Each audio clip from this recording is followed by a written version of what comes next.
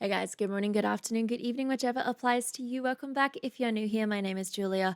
I'm a contemporary singing specialist based in Australia, and today I am reacting to the wonderful Floor Jansen covering Oblivion by M83 or M83. Not sure how the numbers go on in there together. Anyway, I am super keen to dive on into this one because it is from the Oblivion soundtrack. And if you've been here for a while, you know that Video Julia, in fact, all of the Julias in the Juliaverse just love that like movie score, dramatic arrangement type of vibe. So I'm very keen to see what Floor does with this particular song. Let's dive right in.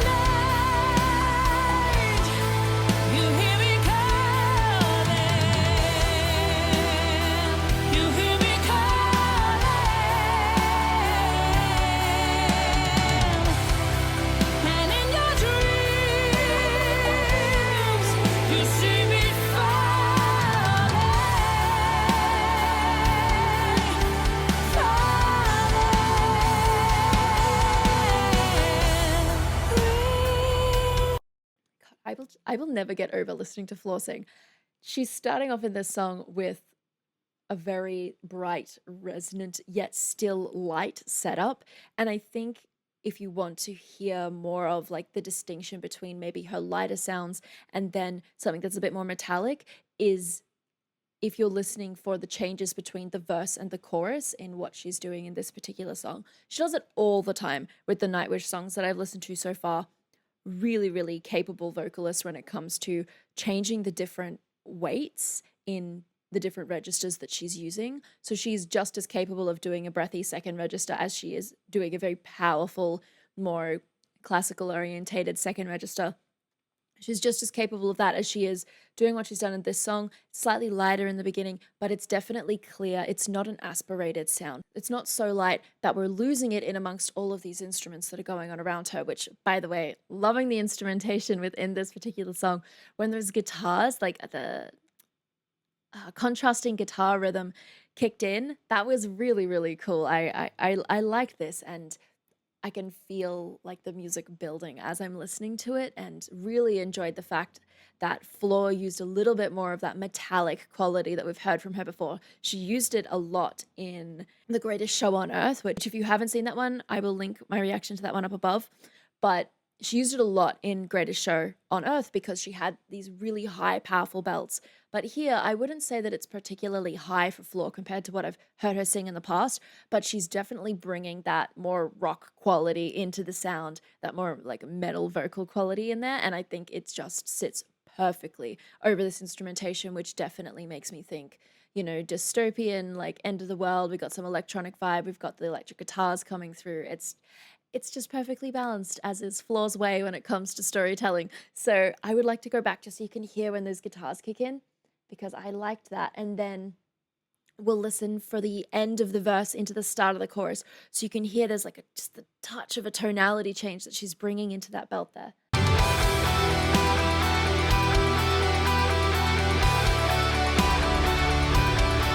So there we've got the guitars. There's just one, it's doing the same riff or ostinato over the top of the music. And then we've got that second line of guitar coming in through there. That sounded really cool. Let's listen to it again.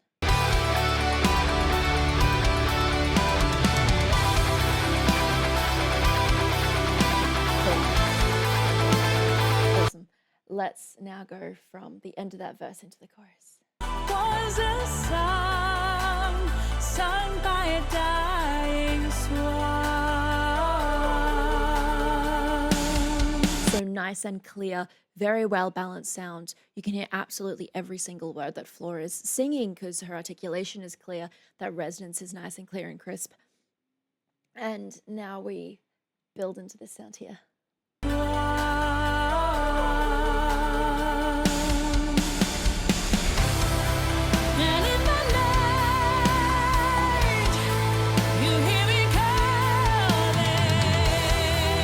Bit more constriction, that pingy metallic quality coming through there that gives it that more of like a rock metal edge to it. Means it fits the music. Oh, so good. Listen to it again. And in the night,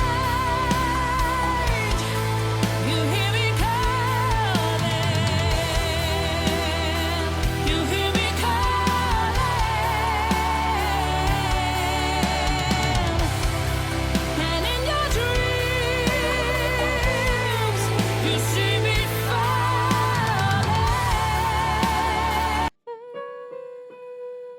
Yeah, so Be Natural, nowhere near where Floor's had to go in the past. We know she's got like range for days, but super clear, supported, twangy. Her belts are so clean and clear, and they sound like she could belt forever. Like that's how efficient her sound is, at least to my ears.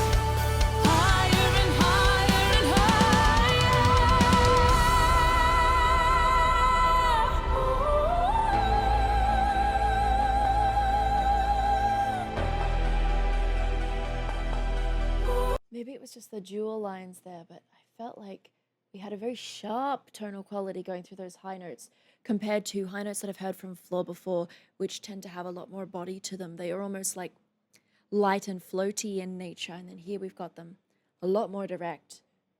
I want to go back and re-listen to that. Again, with that like super cool metal rock quality that Floor's putting into a sound where it just comes across as a little bit more metallic. There's a touch more constriction in the sound.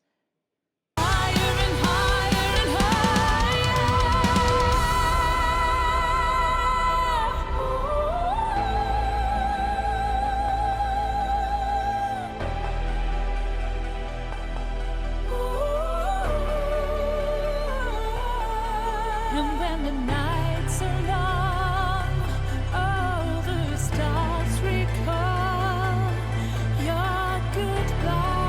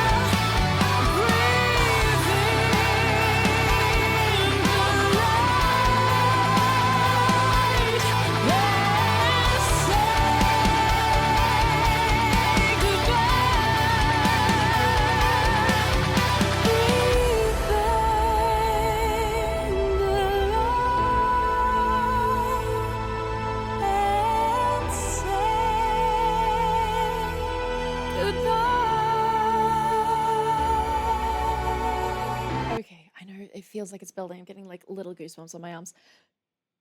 That there is an excellent example of what I was talking about before when I said that Floor is fantastic at changing the weights no matter what register she happens to be in, and it contributes a lot to her immense capacity to storytell, to be able to tell stories. So let's go back. She's gone from this more metallic-y setup through this verse.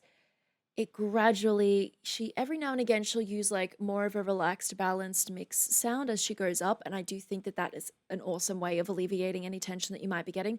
Not that I think Floor's Floor's gonna have to deal too much with like consistent tension habits. Like I don't hear that in any of her singing at all. But she's using the slightly lighter sound, and it gives us that contrast when she goes back into those more metallic sounding vocal qualities, and then immediate transition into the slightly softer part of her voice where the weight is a little bit more pulled back. We've got some aspiration playing around in there as well, and the transition is just seamless. Let's find it.